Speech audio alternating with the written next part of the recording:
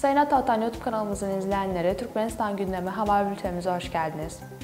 Bültenimizdeki haber başlıkları: Orta Asya Japonya zirvesi Kazakistan'da yapılacak. Petronas'tan Türkmenistan için önemli proje ve son haberimiz: Türkmen halterci Meksika'da gümüş madalya kazandı.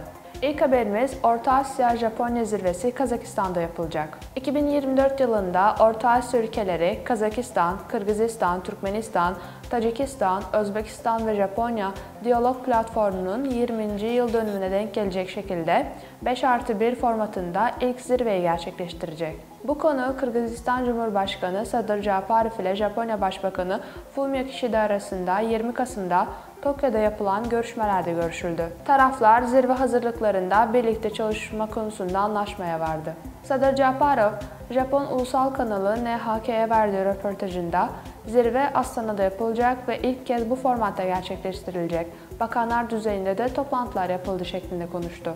Kırgızistan Cumhurbaşkanı'na göre zirvede Japonya ile Orta Asya ülkeleri arasındaki işbirliğinin mevcut ve ileriye dönük konuları ele alınacak. Bölgemiz maden açısından zengin olduğu için doğal kaynakların ortaklaşa geliştirilmesi konusunda müzakerelerin yapılmasını umuyorum. Ortak lojistik merkezlerinin oluşturulması konusunda da görüşmeler yapılacak şeklinde konuştu. Sıradaki haberimiz Petronas'tan Türkmenistan için önemli proje. Petronas, Türkmenistan genelinde bir boru hattı oluşturmak için aktif olarak çalışmaya devam ediyor.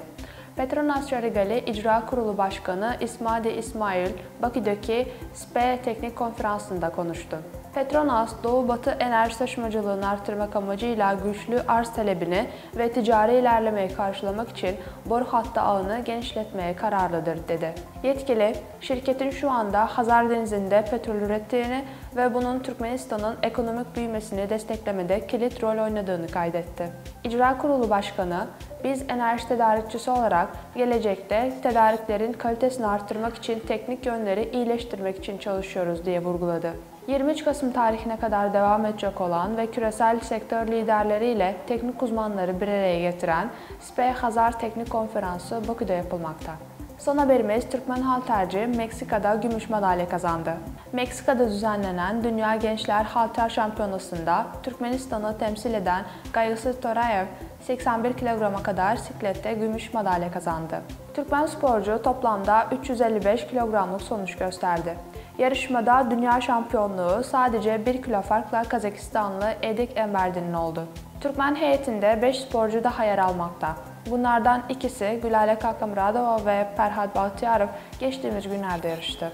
3 sporcu Amanca Rustamova, Resul Recepov ve Şahsatbek Matyakubov da kendi ağırlıklarında yarışmaya dahil oldu. Şampiyona 23 Kasım tarihinde sona erecek. Bu turnuvaya 44 ülkeden 299 sporcu katıldı. Sayın Atatan YouTube kanalımızın izleyenleri, Türkmenistan ile ilgili Türkçe haberlerimizi atatanturkmenistan.com haber sitemizden takip edebilirsiniz.